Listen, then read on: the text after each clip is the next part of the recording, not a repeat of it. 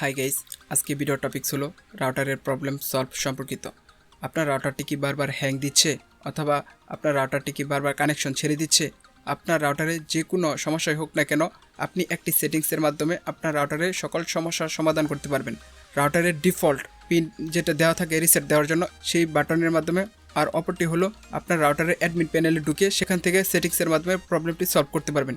কীভাবে admin panel থেকে reset দিয়ে সলভ করবেন সেটি এখন দেখিয়ে দিচ্ছি, এবং অপরটি ভিডিও শেষ প্রান্তে দেখিয়ে দিব। সর্বপ্রথম একটি ব্রাউজারের ভিতরে চলে যাবেন।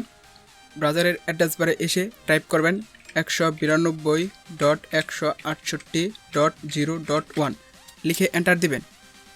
এন্টার দেওয়ার পর এরকম একটি কনফিগারেশন আসবে। আর যেহেতু আমি 860 দিয়ে দেখাচ্ছি, যে কোনো টিপি লিঙ্কের রাউটার ইউজ করেন না কেন, এই 192.168.0.1 এটাই সাধারণত ঢোকার জন্য, অ্যাডমিন প্যানেল ঢোকার জন্য লিঙ্কটা থাকে।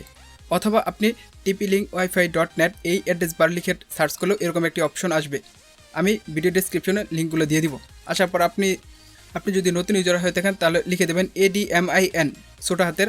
আর যদি এর আগে পাসওয়ার্ড দিয়ে থাকেন সেই পাসওয়ার্ডটি এখানে বসিয়ে দেবেন। আমি আমার পাসওয়ার্ডটি বসিয়ে দিলাম। এখন আমি লগ ইন বাটনে ক্লিক দিলাম। দেওয়ার পর একটু অপেক্ষা করবেন। আসার পর আপনি অ্যাডভান্স অপশনে চলে যাবেন। আমি অ্যাডভান্স অপশনে চলে গেলাম। চলে যাওয়ার পরে একটু স্ক্রল করে নিচে দেখবেন সিস্টেম টুলস, এখানে চলে যাবেন।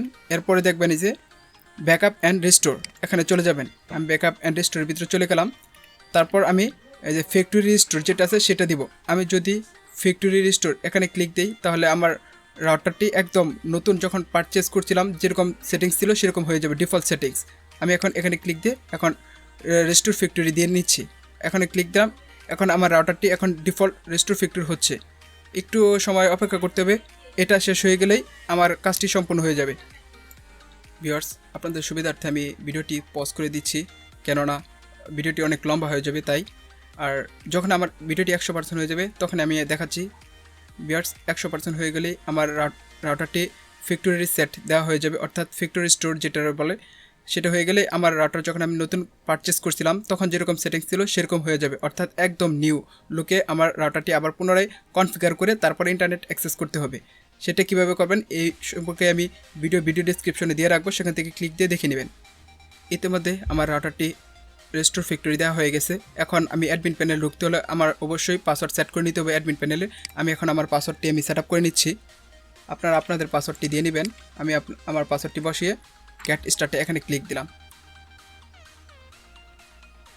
এখানে ক্লিক দেওয়ার পর তারপর আসছে মানে আমার টাইমটা সিলেক্ট করে দিতে হবে। আমি আমার টাইমটি সিলেক্ট করে নিচ্ছি, অর্থাৎ ঢাকা +6 আমি আমারটা বসিয়ে নিচ্ছি। এই যে +6 অর্থাৎ ঢাকা বাংলাদেশ। তারপর আমি নেক্সটে ক্লিক দিলাম। দেওয়ার পর আমার কানেকশন টাইপ একটু ক্লোজ করি। হ্যাঁ, আপনার এখানে যে ধরনের কানেকশন নেবেন সেটা এখানে সিলেক্ট করবেন। আর যদি না জানেন আপনার কোন ধরনের কানেকশন তাহলে অটো ডিটেক্ট এখানে ক্লিক দিবেন। যেহেতু আমারটা জানা আছে PPPoE, এটা আমার আর কি, আমি এটা সিলেক্ট করে দিব। দেখি আমি ডিফল্ট দিলাম, আমারটা পাই কিনা, একটু অপেক্ষা করি। হ্যাঁ, দেখেন আমারটা অলরেডি PPPoE ধরে ডিটেক্ট করে নিছে, এটাই আমার। আমি এখন নেক্সটে ক্লিক দিব। দেওয়ার পরে আমার ইউজার নেম এবং পাসওয়ার্ড যেটা নেট প্রোভাইডার প্রোভাইড করছে সেই ইউজার নেম এবং পাসওয়ার্ড দিতে হবে। আমার ইউজার নেম এবং পাসওয়ার্ড আমি ইনপুট করে দিচ্ছি।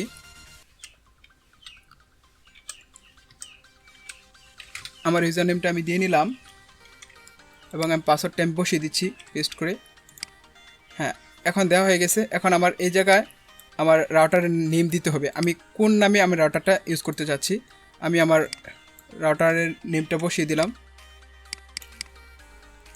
আমি আমার রাউটারের নেমটি এখন বসিয়ে দিচ্ছি সোহান ওয়াইফাই, এবং আমি আমার পাসওয়ার্ডটি বসিয়ে দিচ্ছি। বসিয়ে এখন আমি চাইলে আমি আমার রাউটার থেকে 2.4 GHz একটি ওয়্যারলেস রাউটার নেম দিতে পারবো, আর একটা 5 GHz।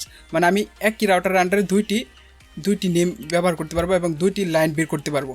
আমি একটি থাক, আরেকটি আমি ইনেবল থেকে ডিসেবল করে দিলাম, এটা আমার দরকার নেই। আমি তাই নেক্সটে ক্লিক দিলাম। তারপর আবার সেভ। আপনারা চাইলে দুইটি লাইন বের করে নিতে পারেন আপনাদের ইচ্ছা মতো। এখন এটা 100% হলে আমার রাউটারটি কনফিগার হয়ে যাবে। স্টেপ কমপ্লিট হয়ে গেলে কনগ্রাচুলেশন লেখা আসবে এবং ইন্টারনেট ইউজ করতে পারবো। আচ্ছা, একটু অপেক্ষা করি। হ্যাঁ, congratulation, network set up successfully, enjoy the internet. দেখেন ইতিমধ্যে অলরেডি আমার নেটটি কানেকশন হয়ে গেছে। এখন আমি চাইলে যে কোনো জায়গায় ভিজিট করতে পারবো। দেখেন আমি ইউটিউবে ক্লিক দিলাম, দেখেন আমার ইউটিউবটি ভিজিট হচ্ছে। এই দেখেন আমি সকল কিছু এখন ভিজিট করতে পারতেছি, সার্চও করতে পারতেছি গুগলে। রিস্টোর ফ্যাক্টরি দেওয়ার জন্য আপনার দ্বিতীয় স্টেপটি হলো আপনার রাউটারে দেখবেন একটি বাটন দেওয়া থাকবে WPS পিন বাটন, অথবা একটি কালো ছোট্ট একটি বাটন দেওয়া থাকবে। সেই বাটনে আপনি যদি 10 সেকেন্ড একটানে চাপ দিয়ে ধরে রাখেন তাহলে আপনার রাউটারটি ডিফল্ট রিসেট হয়ে যাবে। অর্থাৎ রিসেট হয়ে যাওয়ার পরে আমি যেভাবে রাউটার কানেকশন দেখাইলাম, মানে কীভাবে কনফিগার করতে হয় রাউটারটি, সেভাবে যদি সেম কনফিগার করে নেন তাহলে প্রবলেমটি সলভ হয়ে যাবে। এটাই ছিল ভিডিওটি ভালো লাগলে একটি লাইক দিবেন, কমেন্টে আপনার মতামত জানাবেন এবং বন্ধুদের সাথে শেয়ার করে দিবেন। চ্যানেলটি সাবস্ক্রাইব করে সঙ্গে থাকবেন। ধন্যবাদ।